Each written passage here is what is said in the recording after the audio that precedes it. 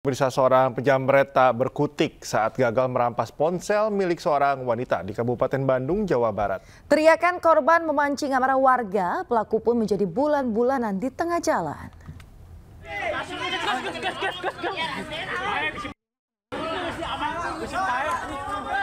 Beginilah rekaman video warga saat menangkap pelaku penjamretan di Kampung Bojong Asih, Kecamatan Dayakot, Kabupaten Bandung.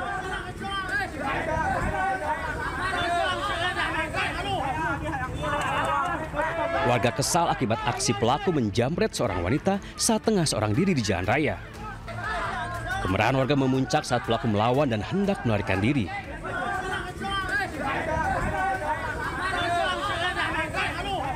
Beruntung, kemarahan warga dapat diredam sehingga aksi pengeroyokan tidak terjadi. Pelaku kemudian diamankan di kantor desa sebelum dijemput pihak kepolisian. Peristiwa penjamretan berawal saat korban tengah mengendarai motor. Korban lalu berhenti untuk membaca pesan singkat di telepon genggamnya. Tiba-tiba dua orang tidak dikenal datang dari arah belakang dan berusaha merampas telepon genggam milik korban. Meminta pertolongan, korban lalu berteriak. Panik mendengar teriakan korban, pelaku melarikan diri ke kawasan permukiman warga. Satu pelaku berhasil ditangkap warga, sementara satu lagi melarikan diri. Pelaku sudah kita amankan di Polsek Dayakot. Ya, jadi untuk pelaku ada dua orang. Yang pertama yaitu yang sudah kita amankan atas nama Febrian Sitindaun. Yang kedua yaitu atas nama Rais yang saat ini masih DPO. Masih kita lakukan pengejaran dan kita sudah dapatkan identitas dan lokasinya, mudah-mudahan segera bisa kita amankan. Kini pelaku telah diamankan pihak kepolisian, sementara satu pelaku lagi tengah dalam pengejaran. Kedua pelaku harus bersiap menerima ancaman hukuman 9 tahun kurungan penjara. Dari Kabupaten Bandung, Jawa Barat, Yuan Pangestu, iNews melaporkan. Kita ke informasi berikutnya, pemirsa. Presiden Prabowo Subianto dengan Presiden kelima RI Megawati Soekarno Putri nampaknya semakin mesra. Ya, bahkan di awal Juni lalu saat bertemu di acara Hari Kelahiran Pancasila, Presiden Prabowo Subianto sempat lemparkan pujian kepada Ketua Umum PDI Perjuangan tersebut.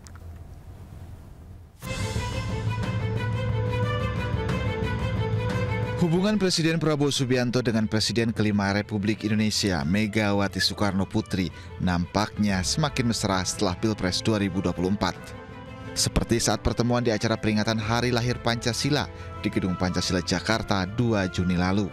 Mereka duduk bersama dalam satu meja. Bahkan dalam pertemuan tersebut, Presiden Prabowo Subianto melemparkan pujian kepada Ketua Umum PDI Perjuangan ini. Prabowo menyebut diet Megawati berhasil. Ibu agak kurus, Bu. Waduh, luar biasa. Ibu kurus. Ibu berhasil. Oh iya, sih. Dietnya berhasil. Lama gue ini, katanya. Yang penting kalau pagi kopi, Bu. Sebelumnya pada awal April lalu, Presiden Prabowo Subianto bertemu dengan Presiden kelima RI Megawati Soekarno Putri. Pertemuan berlangsung di kediaman Megawati di Jalan Teguh Umar, Jakarta. Pertemuan Prabowo Mega saat itu berlangsung sekitar 1,5 jam dan diunggah di akun media sosial Ketua Harian Partai Gerindra Sufmi Dasko Ahmad. Menurut Dasko, pertemuan kedua tokoh bangsa ini berlangsung hangat. Pertemuan Presiden Prabowo Subianto dengan Presiden kelima RI ini sekaligus menjawab isu hubungan panas dingin antar kedua tokoh tersebut. Tim Liputan iNews melaporkan.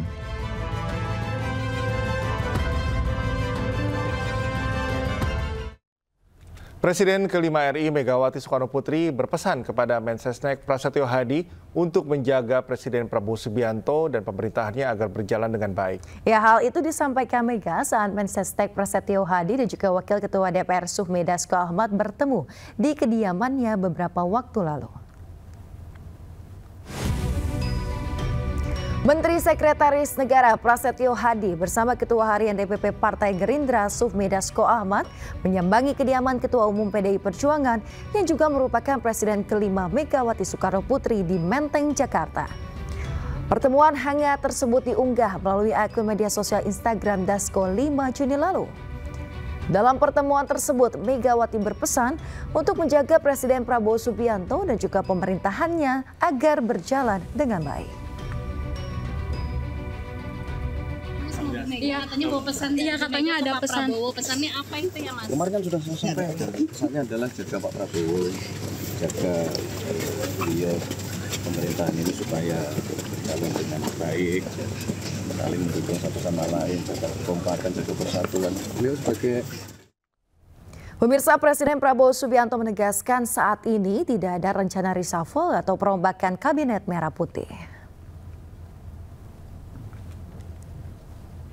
Hal tersebut diungkapkan Presiden Prabowo usai menutup konferensi infrastruktur internasional di Jakarta pada Kamis sore.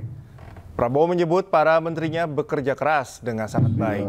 Prabowo juga mengatakan berkat kerja keras para menterinya hingga mencapai sejumlah penghematan, salah satunya dialokasikan untuk kenaikan gaji hakim. Shalom, salve, Om Swastiastu, Namo Buddhaya, salam kebajikan.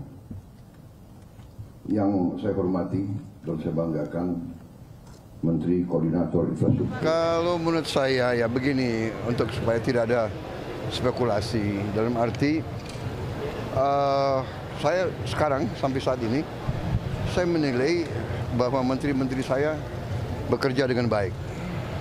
Terus terang aja, bahwa di sana sini ada kritik itu baik dan itu biasa.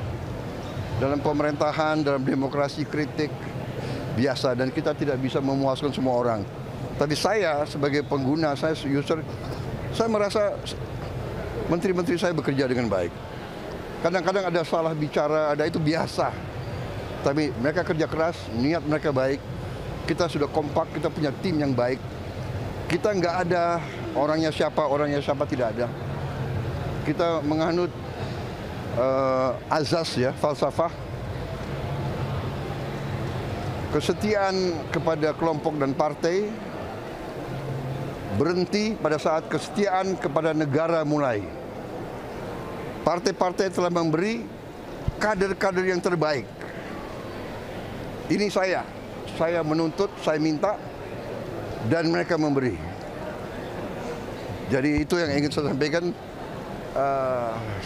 Saya tidak ada rencana mau reshuffle, ya kan? Sementara saya menilai tim saya bekerja dengan baik. Viral di media sosial, sebuah pick-up melaju ugal-ugalan dikejar massa usai menabrak 5 kendaraan di Jepara, Jawa Tengah. Ya, karena tidak mau berhenti, warga melempar mobil dengan batu.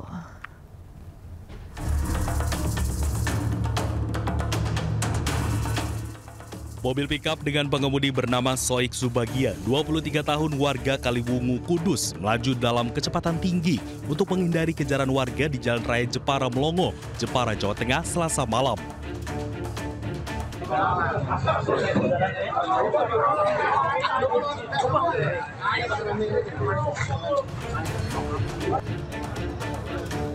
Mobil tersebut dikejar warga setelah menabrak 2 mobil serta 3 sepeda motor. Untuk menghentikan laju mobil, warga yang geram sempat melempari kaca mobil menggunakan bongkahan batu serta kursi. Pengemudi baru menghentikan laju mobil setelah sampai kantor Polsek Melongo untuk mengamankan diri dari amuk massa. Kecapi ya berarti ya? Betul, parah di kecapi. Ora ini kecapi, Pak. Ini, Pak. Saat tiba di Polsek Melongo, sejumlah bagian mobil rusak, diantaranya kaca depan, bumper, serta satu roda depan hancur. Tak hanya itu, wajah pelaku juga terluka karena terkena pecahan depan kaca mobil. Pelaku mengaku mengemudikan mobil dalam pengaruh minuman keras. Pelaku berusaha kabur setelah tabrak 5 kendaraan tersebut. Kini, pengemudi pickup telah diamankan Satlantas Polres Jepara guna menjalani pemeriksaan lebih lanjut. Dari Jepara, Jawa Tengah, Alif Sutarto, iNews melaporkan.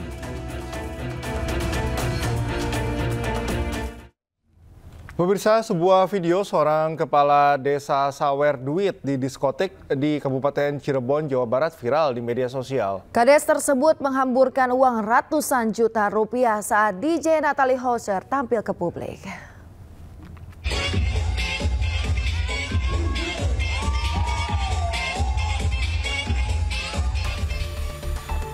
Beginilah aksi Kasmari, Kepala Desa Karangsari, Kecamatan Weru, Kabupaten Cirebon, Jawa Barat saat menghamburkan uang di sebuah klub malam di kawasan Kedaung.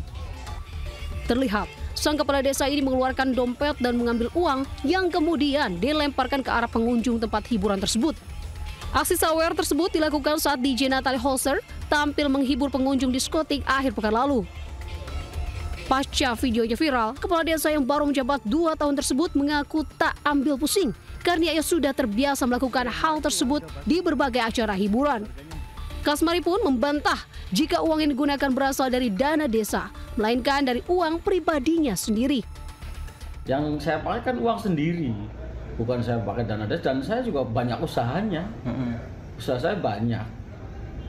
Terus masyarakat juga tahu saya dari dulu tuh ya seperti ini, cuman ya saya juga kan nggak di masyarakat umum, karena itu juga sesekali, nggak setiap hari. Saya belum jadi kuya, memang saya sawer pernah habis sampai 15 juta di organ tuh. Sementara Dinas Pemberdayaan Masyarakat Desa menyayangkan aksi kurang terpuji dari Kepala Desa Karangsari tersebut. Melakukan istilahnya pembinaan kepada yang bersangkutan, ya walaupun tadi dari segi regulasi tidak tercantum, tapi karena beliau sebagai pejabat publik yaitu KUWU harus kan sebaiknya sebagai pejabat publik akan memberikan solusi yang baiklah kepada masyarakat. Pemerintah setempat akan melakukan pemanggilan kepada Kasmari dan memberikan teguran kepada yang bersangkutan, bahkan menyiapkan sanksi sesuai aturan yang berlaku jika mengulangi perbuatannya. Di Cirebon, Jawa Barat, Toy Iskandar melaporkan. Keributan sesama rekan kantor oknum pegawai Dinas Pekerjaan Umum Kota Palembang viral di media sosial. Keributan di halaman parkir kantor saat jam kerja tersebut menjadi tontonan warga dan juga pengendara yang tengah melintas.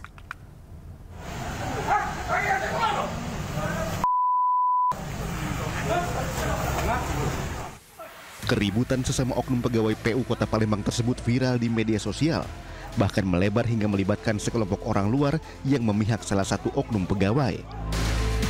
Dalam video, oknum pegawai berinisial D menjadi korban pengeroyokan sekelompok orang yang menyebabkan memar di tangan dan wajah. Penyebab keributan diduga karena oknum berinisial D dan U sama-sama tersinggung akibat saling balas cuitan di media sosial dengan kalimat ancaman. Keributan terhenti setelah dilerai security, juru parkir dan rekan sesama pegawai. Sekretaris Dinas PU dan Penataan Ruang Kota Palembang Faisal Rijal membenarkan kejadian tersebut dan telah dilaporkan ke Kepala Dinas. Keduanya pun telah dipanggil untuk dimintai keterangan. Ini penyebabnya adalah ketersinggungan di media sosial. Terindikasi juga ada pihak luar yang kemarin juga di video mungkin bisa dilihat ada pihak luar yang ikut terlibat, itu yang kita sayangkan sebenarnya. Kenapa ada sampai pihak luar masuk ke kantor ikut dalam keributan itu. Nanti kita lagi inventaris siapa mereka ini, siapa, apakah pegawai PU atau pegawai PHL atau memang orang luar yang diajak ke dalam. Oknum pegawai berinisial D mengaku menjadi korban pengeroyokan melapor ke SPKT Polrestabes Palembang. Dari Palembang, Sumatera Selatan, Firdaus iNews melaporkan. Pemirsa, sebuah video viral memperlihatkan seorang guru salah satu SMP negeri di Kecamatan Karangawen naik ke atas meja dan menendang seorang siswa di dalam kelas. Menurut siswa, penganiayaan tersebut terjadi karena oknum guru mendengar siulan saat ujian berlangsung.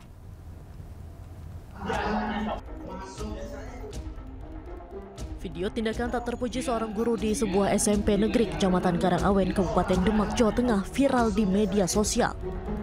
Dalam video berdurasi 26 detik tersebut terlihat oknum guru naik ke atas meja dan menendang seorang murid yang tengah duduk di kursi. Guru tersebut diketahui berinisial WD, sedangkan murid yang ditendang berinisial GA duduk di bangku kelas 7. Salah seorang siswa menyampaikan kejadian itu disebabkan sang guru mendengar suara siulan pada saat ujian berlangsung. Meski sejumlah siswa sudah menyampaikan bahwa suara siulan tersebut adalah suara juru parkir yang berada di belakang kelas, namun sang guru tidak percaya karena tidak mendapati juru parkir saat melihat dari ventilasi kelas. Sementara itu, Kepala SMPN 1 Karangawen Priantono membenarkan kejadian penganiayaan tersebut. Ia juga mengatakan tendangan tersebut adalah tindakan spontanitas. Itu di kelas itu kan ada suara siulan, cuit gitu. Sumber suaranya dari mana tidak jelas, dicari Pak Dumadi, itu tidak ada yang mengaku sebentar lagi gitukan lagi, siulan lagi. Kemudian Pak Dumadinya mungkin agak jengkel dan sebagainya karena tidak menemukan sumber suara. Malah anak-anak bilang, itu loh Pak, lewat angin-angin itu kan bisa dilihat. Pak Dumadi serta-merta langsung sepatunya dilepas, naik meja, kita langsung ini loh, lewat ini. Berarti spontanitas ya, itu ya? Spontanitas. Kini tim unit PPA Satreskrim Polres Demak dan unit Reskrim Polsek Karangawen masih melakukan penyelidikan dan pemeriksaan sejumlah saksi. Pihak Polres pun berupaya membuka kemungkinan dilakukannya mediasi antara pelaku dengan keluarga korban.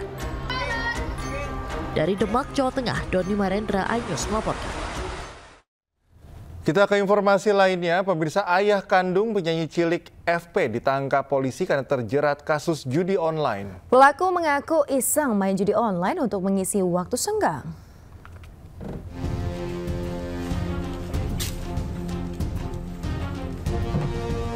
Mengenakan baju tahanan dengan tangan di borgol, Joko Sutoyo, ayah kandung penyanyi cilik FP yang sempat viral, hanya bisa pasrah saat digiring petugas menuju ruang tahanan Mapolresta Banyuwangi. Pelaku ditetapkan tersangka karena terlibat kasus judi online jenis mahjong. Polisi menangkap pelaku di rumahnya di Desa Kepundungan, Kecamatan Srono saat hendak mengantar salah satu anaknya ke sekolah Selasa lalu. Saat ditangkap, pelaku tidak bisa mengelak karena dalam ponselnya terdapat sejumlah transaksi perjudian online. Sejumlah saksi termasuk istri pelaku juga sempat diamankan namun akhirnya dipulangkan karena tidak terbukti terlibat. Kepada polisi, pelaku mengaku sempat main judi online hanya untuk mengisi waktu luang sejak 2 bulan terakhir. Telah mengamankan seseorang inisial JS, TKP-nya di Desa Kepundungan, Kecamatan Srono. Yang bersangkutan indikasinya adalah kami amankan terkait dengan permainan judi online. Ini terungkapnya bagaimana? Ya, jadi berdasarkan informasi dari masyarakat, personil dari Satreskrim Polresta Banyuwangi melakukan pendalaman dan penyelidikan sampai dengan beberapa hari yang lalu sudah diamankan terkait dengan tersangka JS, sehingga ketika dilakukan pendalaman dan analisa lebih mendalam terhadap alat komunikasi, didapati yang bersangkutan memang bermain judi online. Transaksi judulnya besar apa gimana, Nek? Ya, sementara masih kami dalami di dalam alat komunikasi. Pemirsa, selamat menunaikan ibadah salat subuh untuk Anda yang berada di wilayah Jakarta dan sekitarnya. Kita kembali di iNews Pagi. Dinilai merusak citra partai di mata publik, gelombang penolakan terhadap kepemimpinan Romahur Muzi di tubuh Partai Persatuan Pembangunan terus menguat.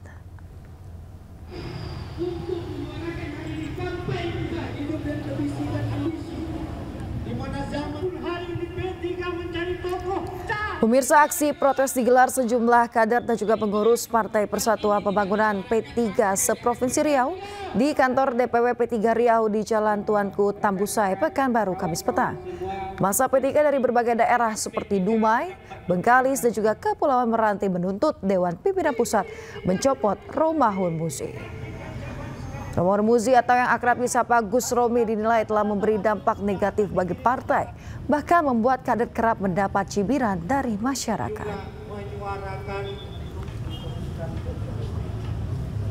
Kalau beliau menyebutkan kader yang gagal tidak layak menjadi pimpinan partai, nah lalu kader koruptor lebih tidak layak lagi.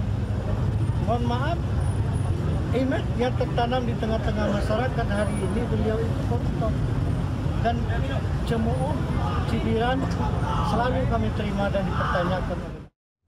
Pemirsa, sidang kasus suap pergantian antar waktu PAW anggota DPR serta perintangan penyidikan kasus Harun Masiku dengan terdakwa Sekjen PDIP Hasto Kristianto kembali digelar di Pengadilan Tipikor Jakarta. Dalam sidang kali ini, jaksa penuntut umum menghadirkan saksi ahli bahasa dari Universitas Indonesia. Pemirsa, dalam agenda sidang kali ini, jaksa penuntut umum menghadirkan dosen Fakultas Ilmu Pengetahuan Budaya Universitas Indonesia, Frans Assisi, datang sebagai saksi ahli bahasa. Dalam kesaksiannya, Frans menegaskan tidak ada korelasi antara dugaan perintah Hasto Kristianto untuk menenggelamkan ponsel dengan dalih yang disampaikan stafnya Kustadi soal melarung pakaian. Dalam sidang ini sempat terjadi adu argumen antara saksi ahli dan juga tim kuasa hukum Hasto terkait arti atau makna dari menenggelamkan. Sebelumnya Kusnadi, staf Hasto Kristianto menjelaskan terkait perintah menenggelamkan dalam pesan WhatsApp yang berarti melarung pakaian.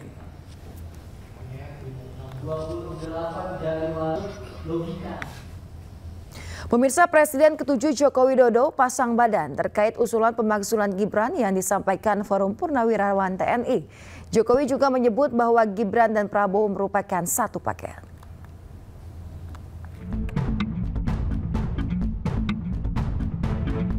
Presiden ke-7 Republik Indonesia Joko Widodo pasang badan terhadap tuntutan pemakzulan putra sulungnya yang menjabat sebagai Wakil Presiden Republik Indonesia, Gibran Rakabuming Raka. Pembelaan Jokowi menyusul tuntutan pemakzulan Gibran yang datang dari Forum Purnawirawan Prajurit TNI beberapa waktu yang lalu. Dalam usulannya, Forum Purnawirawan TNI mengajukan 8 tuntutan, salah satunya adalah pemakzulan Gibran. Sementara itu, mantan Menko Polhukam Mahfud MD menilai pemakzulan terhadap Wakil Presiden Republik Indonesia Gibran Rakabuming Raka tidak harus sepaket dengan Presiden Prabowo Subianto. Pemilihan presiden kemarin kan satu paket, bukan sendiri-sendiri, kayak di Filipina itu sendiri-sendiri. Di kita ini kan satu paket. Jadi tidak bisa menerima presiden tapi tidak menerima presiden. Ya memang mekanismenya seperti itu. Jadi sekali lagi sistem ketatanegaraan kita memiliki mekanisme yang harus diikuti. Menurut Jokowi, tuntutan tersebut merupakan bagian dari demokrasi. Namun, Jokowi juga mengingatkan bahwa Prabowo dan Gibran merupakan satu paket, tak terpisahkan. Presiden atau wakil presiden bersama-sama atau sendiri-sendiri bisa dijatuhkan, bisa diberhentikan dalam dimakzulkan istilahnya ya, kita pakai istilah dimakzulkan, bisa dimakzulkan. Itu istilah resmi dalam masa jabatannya. Nah, syaratnya apa? Syaratnya itu tadi, yang ada 4 pelanggaran hukum, 1 pelanggaran etika atau perbuatan salah satu situasi tertentu. Forum Purnawirawan TNI telah menyerahkan tuntutan pemakzulan Gibran ke MPR untuk ditindaklanjuti. Dari Jakarta, Tim Liputan iNews melaporkan. Presiden Prabowo Subianto menghadiri acara pengukuhan hakim di Mahkamah Agung. Ya, dalam pidatonya, Presiden mengumumkan kenaikan gaji hakim hingga 280%.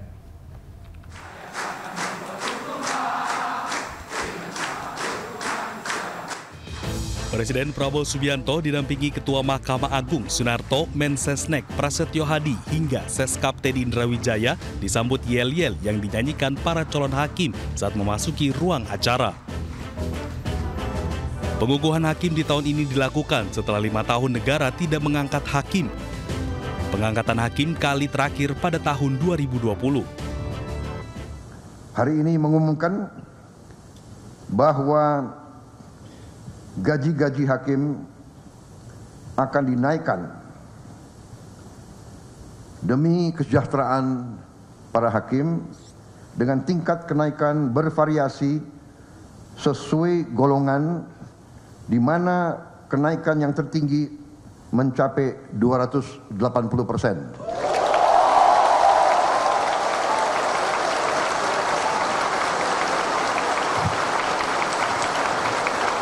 Dan golongan yang naik tertinggi adalah golongan yang paling junior, paling bawah.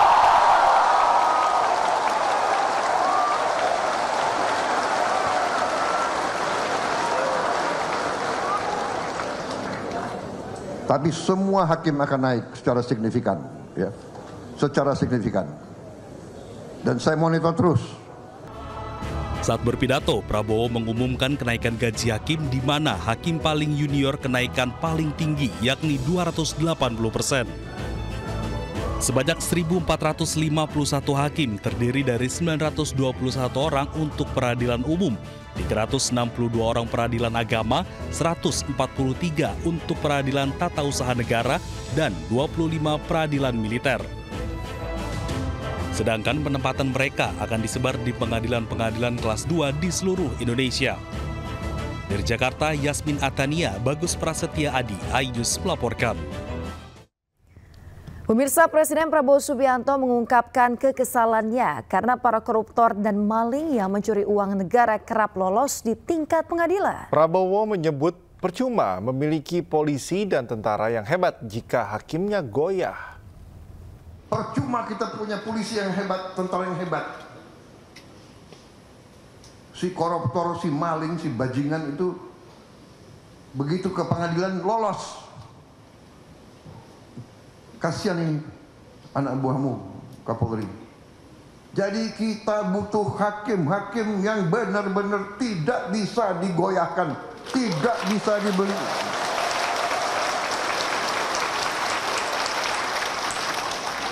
Dan begitu saya jadi presiden, saya kaget. Saya tanya, gimana kondisi hakim? Pak, para hakim sudah 18 tahun tidak menerima kenaikan. 18 tahun. Padahal hakim-hakim menangani perkara triliunan. Saya dapat laporan ada hakim yang masih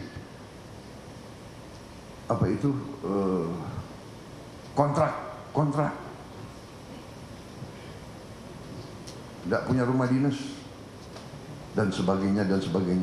Perumahan sudah kita tertibkan, mudah-mudahan segera akan dilaksanakan. Kita besar-besaran akan lakukan pembangunan.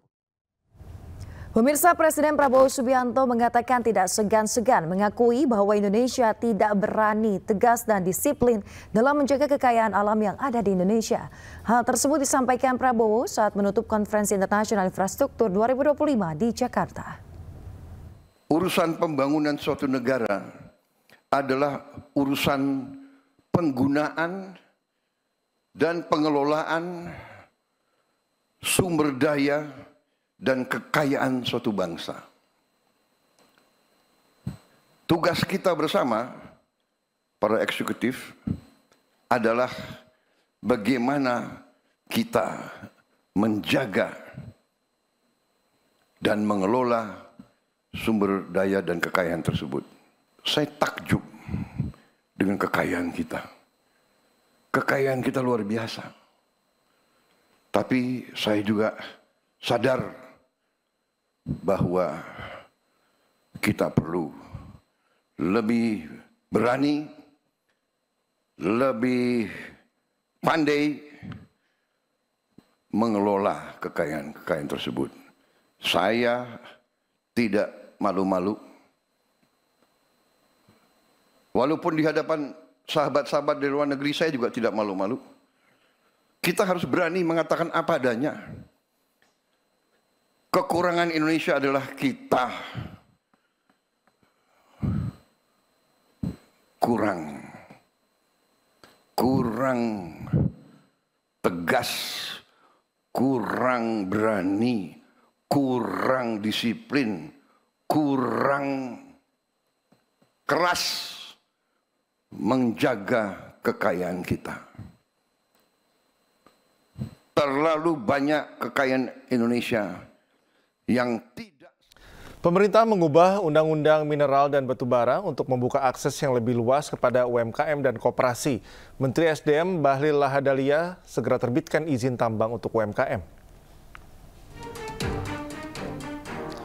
Menteri Energi dan Sumber Daya Mineral Bahlil Lahadalia mendorong pelaku usaha mikro, kecil, dan menengah terlibat aktif dalam pengelolaan sektor pertambangan. Bahlil menjelaskan pengelolaan tambang cenderung dimonopoli segelintir elit. Namun atas arahan Presiden Prabowo Subianto, pemerintah mengubah Undang-Undang Minerba untuk membuka akses yang lebih luas kepada UMKM dan koperasi. Kami rubah atas petunjuk Bapak Presiden Prabowo, kami rubah itu Undang-Undang Minerba. Yang dulunya tambang itu hanya dikuasai oleh segelintir orang atau hanya orang-orang hebat. Begitu undang-undang saya rubah dan sudah selesai atas arahan Pak Presiden, maka UMKM dan koperasi pun berhak untuk memiliki tambang. Ya, PP tambang sebentar lagi selesai. Kalau Menteri SDM itu Ngomong konsep iya tapi juga harus eksekusi. Jangan cuma omong-omong gak ada eksekusi, berat nanti. Nah silakan cari UMKM yang bagus, yang layak untuk kita kasih prioritas. Sementara itu, Menteri UMKM Maman Abdurrahman mengatakan peluang ini ditujukan bagi pelaku UMKM yang sudah profesional. Badan usaha kecil dan menengah tersebut harus berada di tempat pengajuan tambang. Kebijakan ini mencerminkan keberpihakan pemerintah untuk membuka kesempatan seluas-luasnya bagi pelaku UMKM di seluruh pelosok Indonesia. Investor. Saya pikir saya harus bilang bahwa ini lagi dalam proses pembahasan. Tentunya kami nanti tunggu saja setelah rampung pembahasan PP-nya. Kalau saya sampaikan sekarang nanti malah menimbulkan tafsir yang macam-macam. Jadi insya Allah kata kuncinya adalah keberpihakan seluas-luasnya serta membuka ruang kesempatan sebesar-besarnya partisipasi dari pengusaha-pengusaha di daerah. Itu semangatnya. Jadi spirit dan semangat dari memberikan prioritas kepada prioritas tambang melalui jalur prioritas kepada usaha kecil menengah. Pemirsa, Greenpeace Indonesia mengungkap masih ada sejumlah tambang nikel yang aktif di Raja Ampat, Papua Barat Daya. Padahal sebelumnya pemerintah telah mencabut 4 izin usaha tambang, namun tidak untuk izin pertambangan PT GAG yang saat ini menjadi perbincangan. Greenpeace Indonesia mengungkap masih terdapat sejumlah izin pertambangan nikel yang aktif di wilayah Raja Ampat. Juru kampanye Hutan Greenpeace Indonesia Ade Ari Rompas menyebut ada 16 izin tambang nikel yang pernah dan masih berlaku di Raja Ampat. Dari 16 izin tersebut, 13 diantaranya berada di kawasan Geopark Raja Ampat yang selama ini dikenal sebagai salah satu ekosistem paling berharga dan unik di dunia. Bahwa pencabutan izin yang dilakukan diumumkan oleh Menteri SDM setelah bertemu dengan Bapak Prabowo, ini masih menjadi pertanyaan besar. Sehingga kita penting mengawal bagaimana sebenarnya yang kami bilang surga terakhir ini betul-betul terlindungi. Ini data-data yang kemudian kami lihat. Jadi bukan hanya Pulau Gak saja juga yang bermasalah, tapi potensial untuk dihidupkan kembali itu masih sangat memungkinkan. Sebelumnya pemerintah mencabut 4 izin usaha tambang nikel di Kabupaten Raja Ampat, Papua Barat Daya. 4 perusahaan yang dicabut izin tambangnya adalah PT Anugerah Surya Pratama, PT Mulia Ramon Perkasa, PT KW Sejahtera Mining, dan PT Nurham. Sementara untuk kontrak karya PT GAG izinnya tidak dicabut karena dianggap jauh dari kawasan Geopark. Meski demikian, pemerintah menegaskan akan tetap melakukan pengawasan khusus terhadap penambangan di Raja Ampat. Tim Liputan iNews melaporkan. Perebutan 4 pulau antara Provinsi Aceh dengan Provinsi Sumatera Utara terus berlanjut.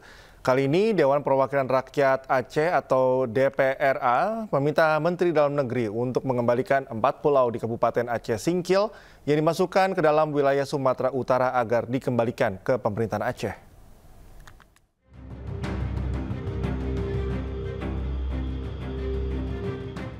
Pengesahan 4 pulau di Kabupaten Aceh Singkil menjadi bagian dari wilayah Provinsi Sumatera Utara hingga kini masih menuai kritikan dari masyarakat Aceh. Salah satunya datang dari DPR Aceh yang meminta agar Menteri Dalam Negeri untuk mengkaji ulang terkait keputusannya tersebut. Sementara terkait pernyataan Mendagri agar menggugat ke PT UN, pihak DPR Aceh masih mendalami dan mengumpulkan bukti-bukti. Itu kan ya salah satu ruang, ya salah satu solusi. Nah inilah kita kaji, ya kita telaah dulu. Ya, nah, apakah kita memang ya nanti dari dokumen, dari bukti, ya nah itu memang sudah cukup kuat, nah sehingga memang pantas dan wajar, yaitu kita ya langkah-langkah terakhir lah kalau bisa ya karena dengan komunikasi ya selesai ya balik itu ke kita ya saya kira nggak sampai ke sana, ini kan masih ada tahapan-tahapannya. 4 pulau yang menjadi rebutan antara Provinsi Aceh dengan Provinsi Sumatera Utara adalah Pulau Panjang, Pulau Lipan, Pulau Mangkir Besar, dan Pulau Mangkir Kecil. 4 pulau ini sendiri memiliki potensi cadangan minyak gas dan bumi atau migas yang bisa menjadi sumber pendapatan asli daerah. Dari Banda Aceh, Syukri Syarifuddin, iNews melaporkan. Pemirsa, Menteri Dalam Negeri Tito Karnavian menyatakan pemerintah terbuka menerima gugatan hukum terkait dengan penetapan batas wilayah Provinsi Aceh dan juga Sumatera Utara. Tito menegaskan pemerintah pusat tidak memiliki kepentingan pribadi dan hanya ingin menyelesaikan masalah batas wilayah secara objektif dan juga legal. Sementara Gubernur Aceh menegaskan 4 wilayah tersebut milik Aceh. Namun kemudian mungkin ada pihak yang mungkin menerima, ada yang tidak menerima ya. Kita paham lah, ini kita terbuka juga untuk mendapatkan evaluasi, ya, atau mungkin kalau ada yang mau digugat secara secara hukum, petun misalnya ya, kita juga nggak keberatan, kita juga tidak ada kepentingan personal. Ya, 4 pulau itu sebenarnya itu kewenangan Aceh. Jadi kami punya alasan kuat, punya bukti kuat, punya data kuat. Nah, sejak dulu kala itu memang hak Aceh, punya Aceh. Artinya bakal gugat ke PT UN ya? Kenapa? Bakal gugat ke PT UN. Ya, sekarang membuat itu kan hak Aceh mulai dulu. Siapa ada gubernur satu di sponsor yang mengatakan bahwa itu punya Aceh. Tadi apa buku sekarang? Memang ya energi lebih besar di situ. Itu memang hak Aceh. Jadi saya rasa itu memang betul-betul hak Aceh di segi apa saja. Di segi geografi, di segi sejarah, di segi perbatasan itu memang hak. Jadi tidak perlu diminta apalagi. Oh, itu saja. Itu alasan. PT Pupuk Indonesia Persero meluncurkan layanan baru pada IPUBERS yang dapat memudahkan distribusi sekaligus meningkatkan efisiensi pupuk bersubsidi. Melalui fitur IPUBERS, kios pengecer dapat melakukan pemesanan pupuk bersubsidi ke pelaku usaha distribusi dengan lebih mudah dan efisien.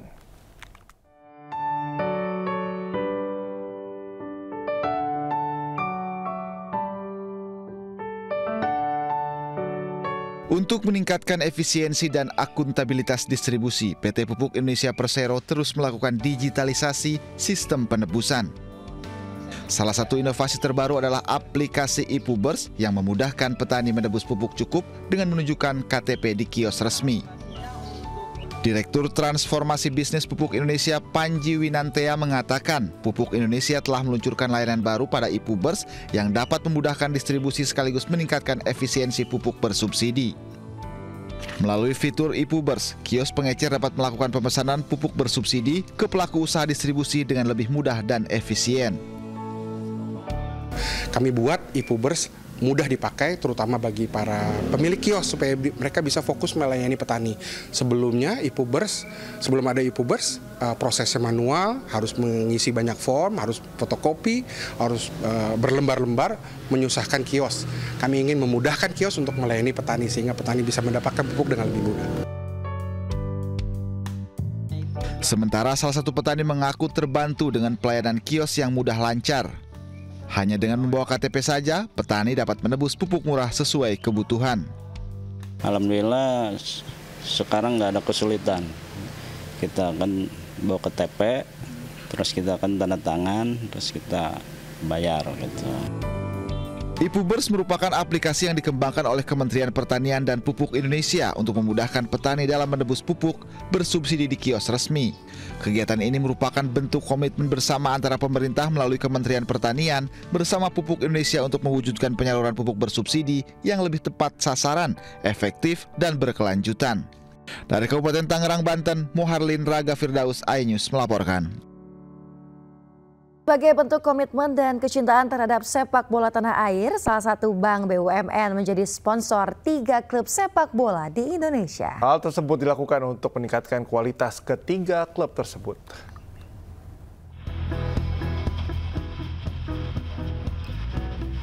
PT Bank Tabungan Negara Persero Tbk atau BTN secara resmi menjadi sponsor bagi 3 klub sepak bola ternama di Liga 1 Nasional, yaitu PSM Makassar, Persita Tangerang, dan Arema FC untuk musim kompetisi Liga 1 2025-2026 mendatang.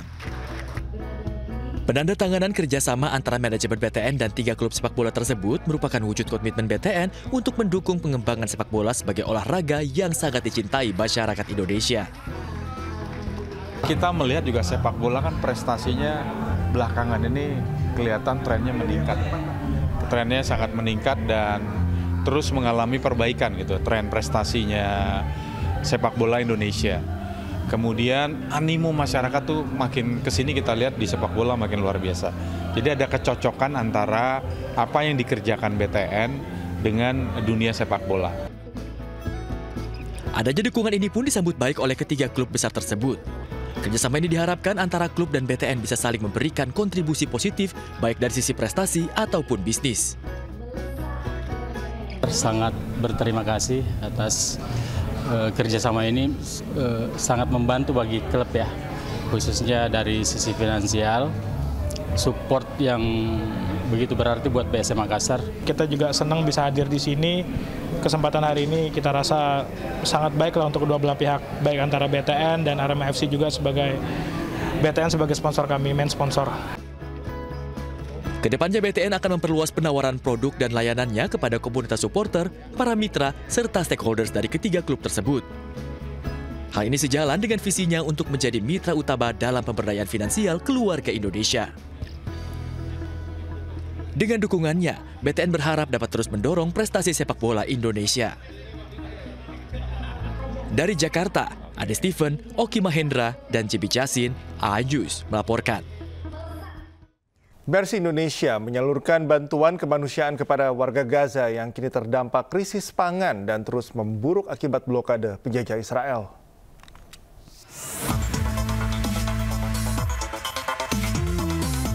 Medical Emergency Rescue Committee membagikan 185 paket makanan kepada masyarakat Gaza yang tengah menghadapi kelaparan akut pada hari Senin waktu setempat. Bantuan yang diberikan berupa bahan makanan pokok yang saat ini sangat dibutuhkan oleh warga Gaza. Paket tersebut diperkirakan cukup untuk memenuhi kebutuhan konsumsi satu keluarga selama 5 hari. Mengingat pendistribusian bantuan makanan yang cukup sulit, bantuan ini dibagikan langsung satu persatu kepada penerima yang sebelumnya sudah didata oleh relawan lokal Mercy di Gaza. Hal ini juga dilakukan untuk menghindari kerumunan. Ketua Presidium Mercy Indonesia Dr. Hadiki Habib menyatakan bahwa pembagian ini merupakan tahap awal dari program Food Aid yang akan terus disalurkan Mercy di Gaza. Assalamualaikum. Today is Monday, 9 June. Actually, today we'll complete distribute food aid for our people in North Gaza and in our clinic in South Gaza. Today we'll complete this successfully, inshallah, and we'll distribute this for our people in North Gaza now. Program bantuan pangan ini merupakan salah satu upaya Mercy untuk meringankan beban masyarakat Gaza yang kian hari terus memburuk akibat blokade dan agresi berkepanjangan.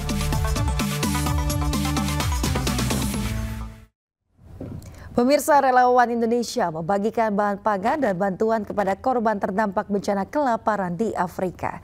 Sebanyak 2 juta jiwa pengungsi menerima bantuan pangan siap saji.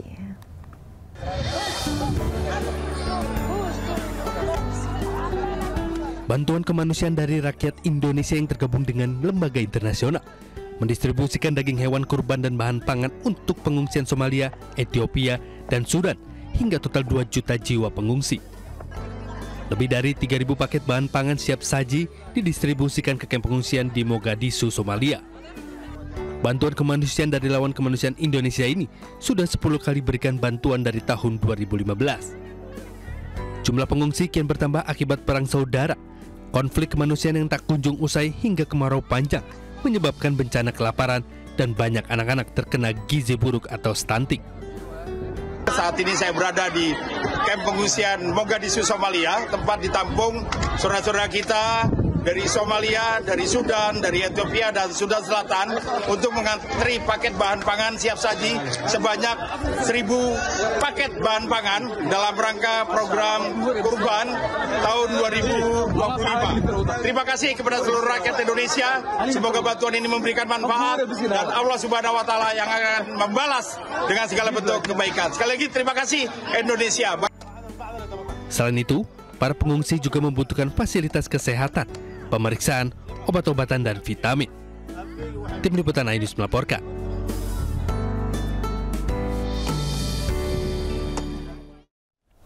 Pemirsa, perayaan Hari Kemerdekaan Amerika Serikat yang ke-249 digelar meriah di Kompleks Kediaman Kedutaan Besar Amerika Serikat di Jakarta.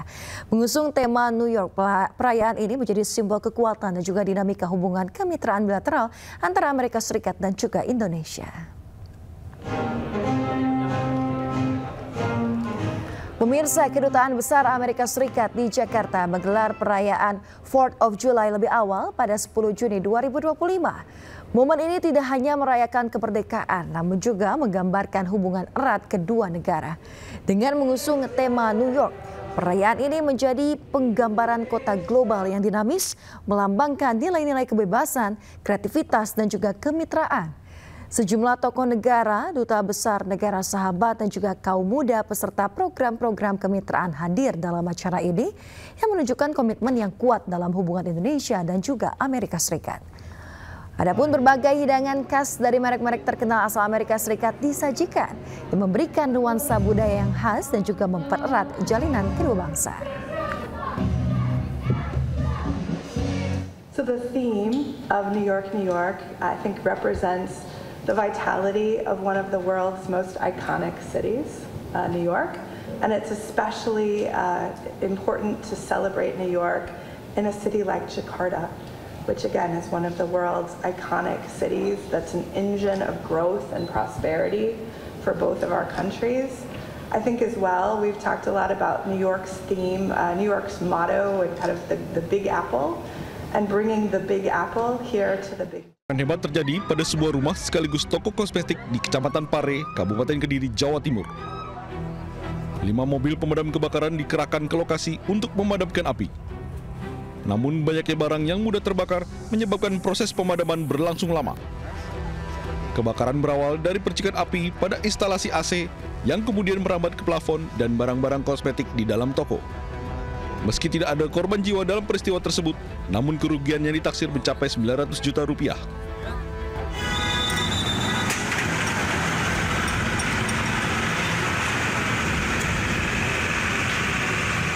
Sementara itu di Surabaya, Jawa Timur, sebuah restoran dilanda kebakaran. Seluruh bangunan dapur yang berada di bagian belakang serta gudang tempat penyimpanan kardus ludes dilalap api. 15 mobil pemadam kebakaran dikerahkan ke lokasi untuk memadamkan api. Beruntung peristiwa kebakaran ini tidak menimbulkan korban jiwa karena pengunjung dan karyawan berhasil keluar dari restoran saat api mulai membesar. Api pun berhasil dipadamkan 1 jam kemudian. Dari Kabupaten Kediri dan Surabaya, Jawa Timur, Afnan Subagio, Rahmat Ilyasan, iNews melaporkan. Pemirsa, viral di media sosial, sebuah pick-up melaju ugal-ugalan dikejar massa usai menabrak 5 kendaraan di Jepara, Jawa Tengah. Karena tidak mau berhenti, warga melempar mobil dengan batu.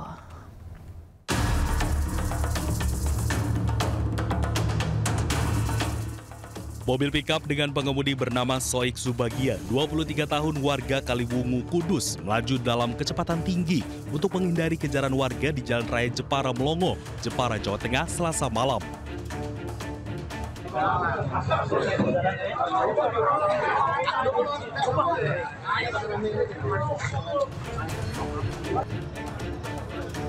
Mobil tersebut dikejar warga setelah menabrak 2 mobil serta 3 sepeda motor. Untuk menghentikan laju mobil, warga yang geram sempat melempari kaca mobil menggunakan bongkahan batu serta kursi. Pengemudi baru menghentikan laju mobil setelah sampai kantor Polsek Melongo untuk mengamankan diri dari amuk massa. Kecapi ya berarti ya? Betul, berapa parah di kecapi? Orang ini kecapi, Pak. Ini, Pak. Saat tiba di Polsek Melongo, sejumlah bagian mobil rusak, diantaranya kaca depan, bumper, serta satu roda depan hancur. Tak hanya itu, wajah pelaku juga terluka karena terkena pecahan depan kaca mobil. Pelaku mengaku mengemudikan mobil dalam pengaruh minuman keras. Pelaku berusaha kabur setelah tabrak 5 kendaraan tersebut. Kini, pengemudi pikap telah diamankan Satlantas Polres Jepara guna menjalani pemeriksaan lebih lanjut. Dari Jepara, Jawa Tengah, Alif Sutarto, iNews melaporkan.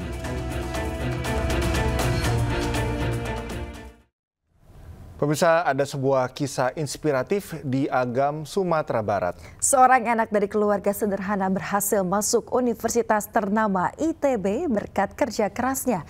Tidak hanya itu pemirsa, anak berprestasi ini juga dijemput langsung oleh rektor ITB.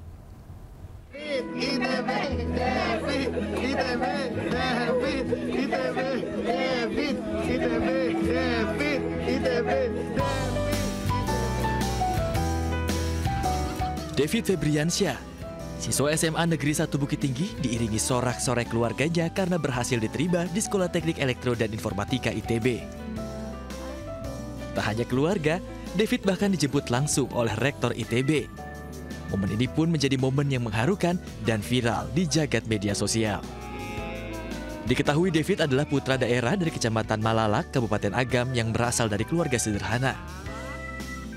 Ayahnya bekerja sebagai kuli angkut kayu manis dengan penghasilan yang tak menentu. Meski demikian, semangat belajar David dan dukungan masyarakat membuat David mampu menembus ITB. Awalnya tuh ada seorang dosen kan ngechat David, menghubungi David. Dia ada urusan ke Sumarni, tapi dihubungi David untuk sekalian mampir gitu. Cuman silaturahmi aja, ucapin selamat gitu, ngasih bingkisan. Tapi ternyata yang datang juga rektor gitu. Jadi ya rektor juga kasih bantuan gitu. Melihat kegigihannya, warga kampung tempat David tinggal pun bergotong royong mengumpulkan dana untuk membantu biaya keberangkatannya ke Bandung. Kalau pesan lewat sebagai tua itu belajar giatnya. Ya kalau capai keinginannya. Keinginannya kan sejak dulu dimulai masuk SMA 1 keinginannya ke ITB. Tak hanya David, dua calon mahasiswa lainnya dari Sumatera Barat, Nauli Al-Ghifari dari SMA N1 Bukit Tinggi dan Deka Fakira Berna dari SMA N1 Padang juga berhasil masuk ITB berkat prestasi akademiknya. Momen penuh inspirasi ini pun menjadi simbol harapan bahwa dengan kerja keras, setiap anak Indonesia punya kesempatan yang sama untuk meraih masa depan yang lebih baik. Dari Agam, Sumatera Barat, Wahyu Sikumbang, iNews melaporkan. Pemirsa, kelompok terbang perdana jemaah haji asal Banten tiba di tanah air dan dikumpulkan di asrama Cipondoh, Tangerang.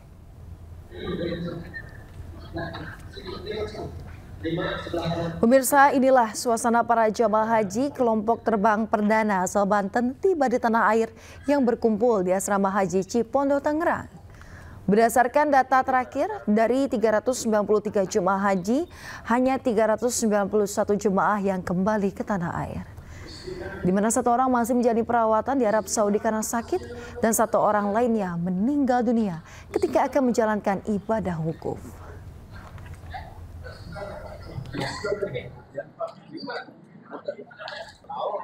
Setelah di Indonesia ya senang, tapi ada sedihnya karena suami saya meninggal di situ.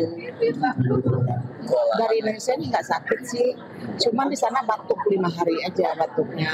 Terus 5 hari nggak mau makan, terus 2 hari mau meninggal itu makannya banyak. Waktu sakit itu ya agak drop, tapi masih bisa jalan, masih bisa ngobrol gitu. Biasa, cuman ya agak lemes. Sementara pada Jumat ini hari, 10 bus yang mengangkut 430 jemaah haji tiba di debarkasi Pondok Gede, Jakarta. Satu persatu jemaah rombongan kloter 3 asal Jakarta Timur turun dari bus dan petugas pun menyiapkan kursi roda bagi jemaah lansia. Jemaah kemudian dikumpulkan di aula untuk beristirahat sambil menunggu barang bawaan. Kedatangan mereka pun disambut keluarga jemaah yang telah menunggu. Namun sebelum dijemput, pihak keluarga para jemaah lansia akan menjalani pemeriksaan kesehatan terlebih dahulu.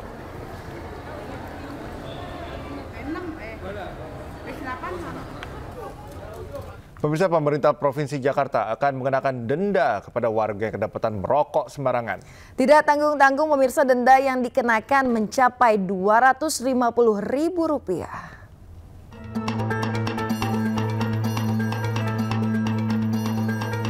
Kota Jakarta terus berbenah.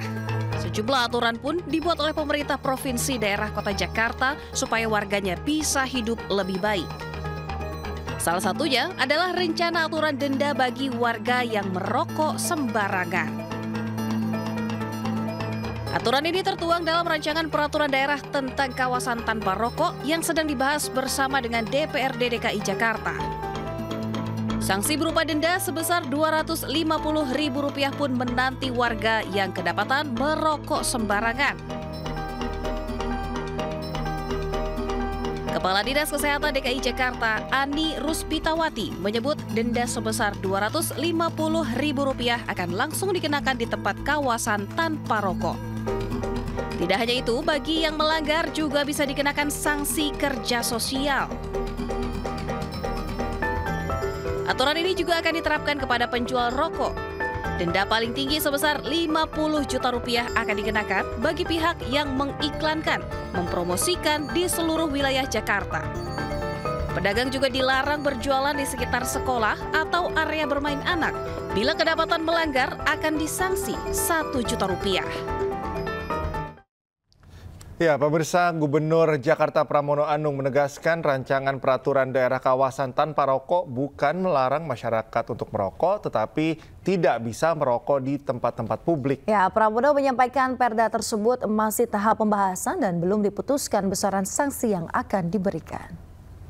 Urusan rokok, karena ini perda basi dalam pembahasan, angkanya belum tahu berapa yang akan dikenakan. Tetapi secara prinsip, teman-teman pada waktu itu juga melihat bahwa saya sudah memberikan tanggapan terhadap usulan perda rokok tersebut. Perda rokok itu bukan berarti nggak boleh merokok, bukan. Orang tapi tidak bisa merokok di tempat-tempat publik yang banyak orang. Akan disediakan fasilitas orang untuk merokok. Di negara-negara maju pun sekarang semuanya sudah mengatur seperti itu. Bahkan di negara maju yang udara terbuka begini ada tempat-tempat yang tidak boleh orang merokok. Di kita kan nggak ada larangan di tempat terbuka orang